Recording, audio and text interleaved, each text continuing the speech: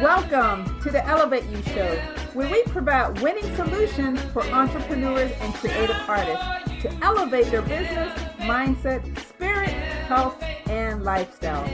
I'm your host, Tamira Wilson, and I'm here to help you go a little bit higher so that you can have the business and lifestyle you've always wanted.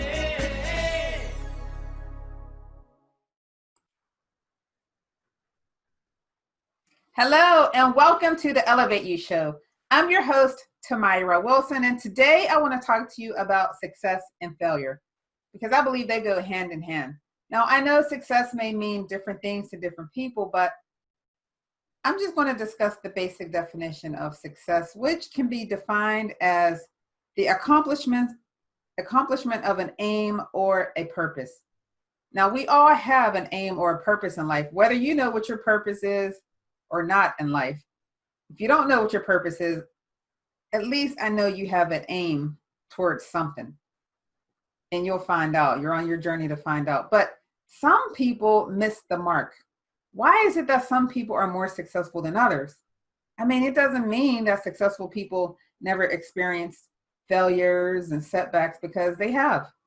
I mean, look at J.K. Rowling, for example. Now, we all know that she's famous for the Harry Potter series. And by the way, her first name is Joanne, but she used her pen name because she was asked by her publisher to only use 2 initials of her name instead of her full name, because they were expecting to target a younger readers who happen to be boys, and they felt that young boys wouldn't even want to read her books if they found out that she was a female.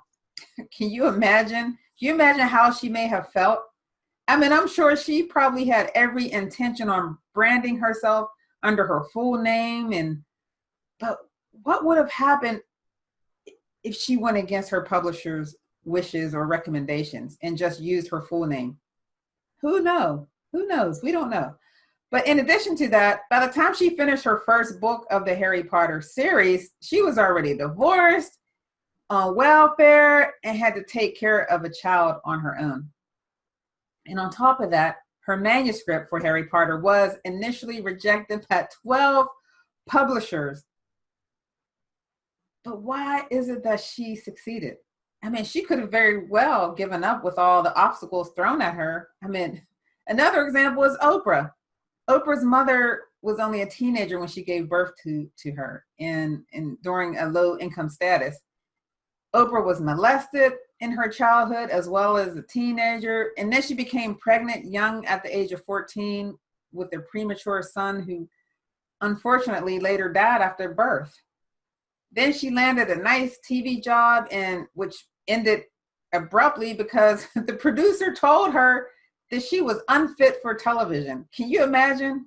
I bet he's eating those words now. But in spite of all that was going on in her life, look at her now. So every successful person you see or know doesn't mean that they didn't have failures or obstacles. Maybe you're just not aware of them.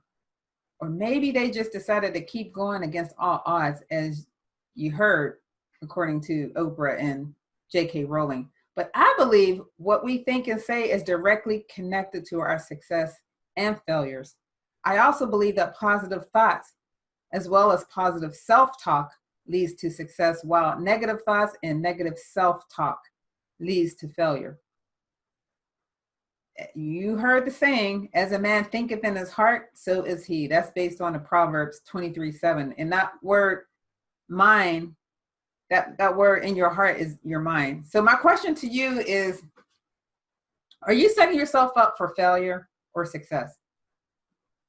Is your mind a feeding ground to produce success or failure? Here are 7 clues to watch out for to let you know if you're heading for failure. Clue number 1. If you find yourself saying things or having thoughts such as, I'll be happy once blank, once I get a new car, a bigger home, the business I want, or get that special person in my life, you're headed for failure, because when you have those thoughts like that or say things like that, you're basically putting your happiness on hold, because you think you need to have certain things in place or do something before you can be happy. Now, don't get me wrong. There's nothing, absolutely nothing wrong with wanting more, but to make your happiness dependent on obtaining these things first before you're happy, it's a huge, huge mistake. Even the good book, the Bible says in Philippians 4:11, I have learned to be content in all circumstances. Now that means you've learned to be happy in abundance and also in lack. You've learned to be happy when you're sad and when you're not. Happy when you're sick and when you're not. Clue number 2, does the success of people make you jealous or resentful? That's another clue of wrong thinking. You know what I mean? Don't pretend you don't. You know when someone has a problem with your success. They pretend they don't notice what you're doing just so they don't have to acknowledge it or feel in their heart, oh, she thinks she's all that, or oh, he thinks he's better than us. No. See, you have no idea what they went through to get to where they are.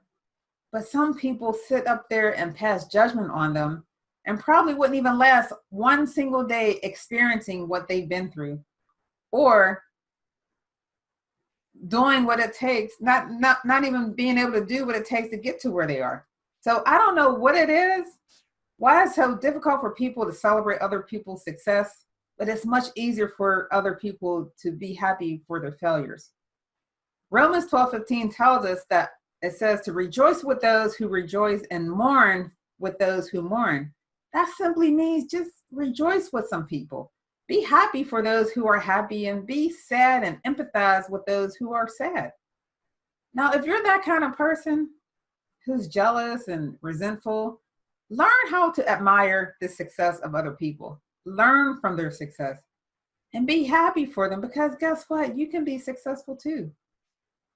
You know, I once heard someone say, you can't have what you don't celebrate. So I always remember that. So I'll celebrate and rejoice with people. Clue number 3, when you think or say things that you can't do anything right or you'll never be successful, well, you're right. Because again, as a man thinketh in his heart, so is he. So keep in mind that mistakes are simply learning tools of what not to do. Most people learn from their failures. And believe it or not, the most successful people have failed way more than the average person. The difference is they already had it in their minds to succeed.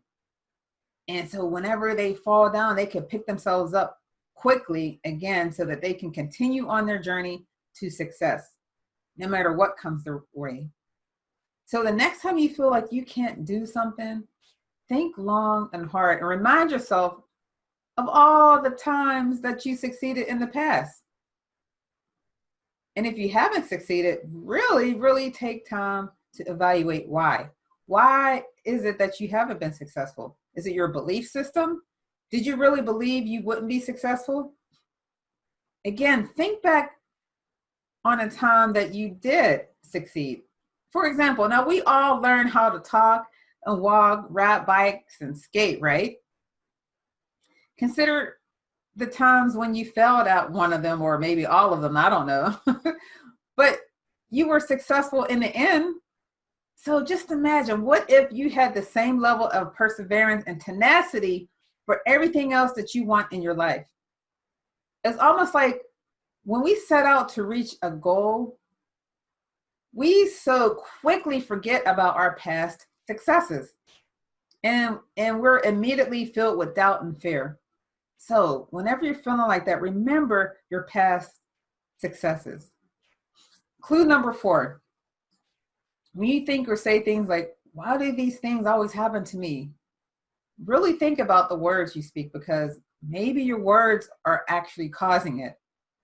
Life and death is in the power of the tongue, according to the book of wisdom, which is found in Proverbs 18:21. So make sure you are speaking life over yourself, over your business, over your health, and over your family.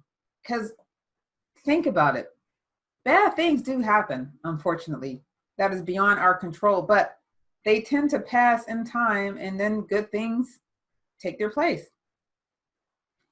But oftentimes, some people believe they are singled out for whatever reason and bad things only happen to them. And then they attract it in their lives. So try thinking more positive and tell yourself that good things are always happening to you and in your life. But say it in the present tense, not in the past tense. Clue number 5.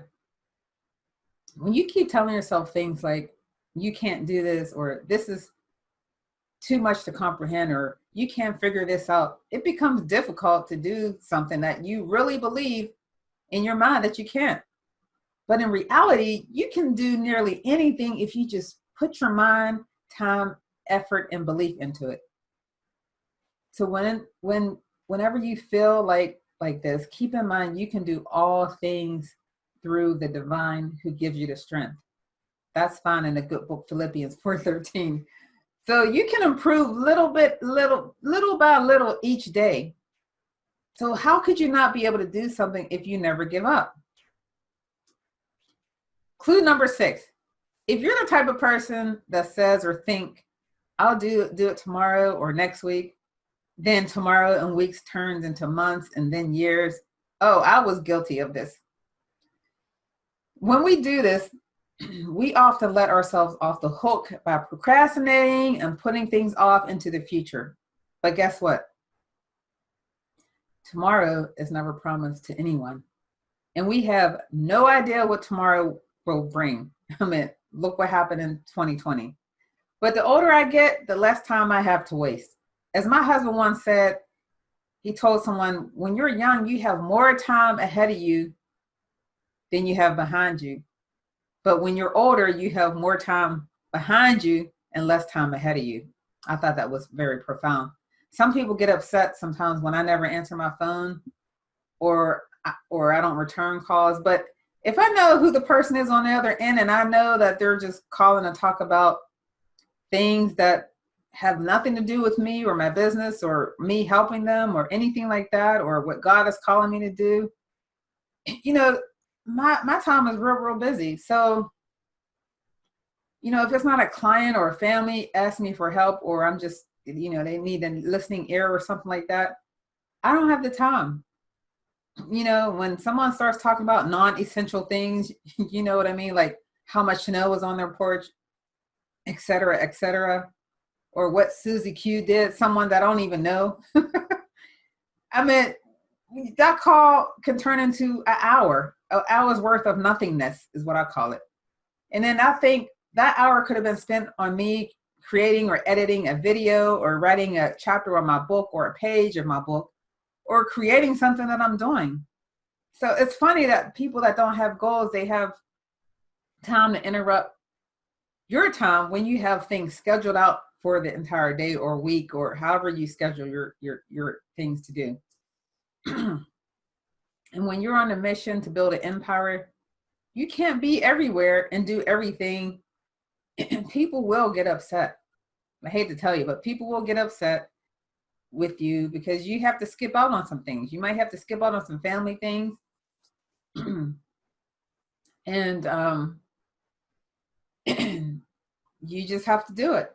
So I just want to leave you with a tip.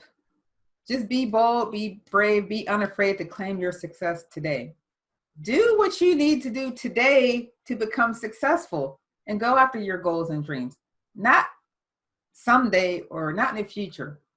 So in closing, another clue to know that if you're staying on track if you're happy and motivated and enthusiastic to attack your goals. If you don't feel this way, then you have a negative thought somewhere in your head. Maybe you need to dig a little deep to find out and resolve those thoughts you have. Maybe it's because it's not in alignment with what you want to do or what you believe God is calling you to do, like hidden limiting beliefs or something like that. Take time to monitor yourself continuously for negative thought patterns. And when they occur, intentionally turn those thoughts around into something positive. Most of your negative thoughts have little reality supporting them. I mean, basically, they merely have the power of repetition in your head So if you allow it, but you can override that with repetition of new positive thoughts. You have the power and everything within you to transform your life. Imagine what you could do if you banish all negative thoughts from your mind. And I'm going to leave you with this quote. The positive thinker sees the invisible, feels the intangible, and achieves the impossible. And that's from Winston Churchill. So I want to thank you guys so much for tuning in. I really hope that you have received something out of this, that you can apply it to your life, to your business, because we're all on this journey together. We are all on this journey together. So as I always state, take time to celebrate and elevate you. You know, sometimes we got to toot our own horn and encourage ourselves on our journey, because it could be a lonely journey. And, you know, sometimes you won't get any celebration or elevating, you know, people may not celebrate you. So sometimes you got to celebrate yourself. All right. So thanks again for tuning in. Until next time, stay blessed.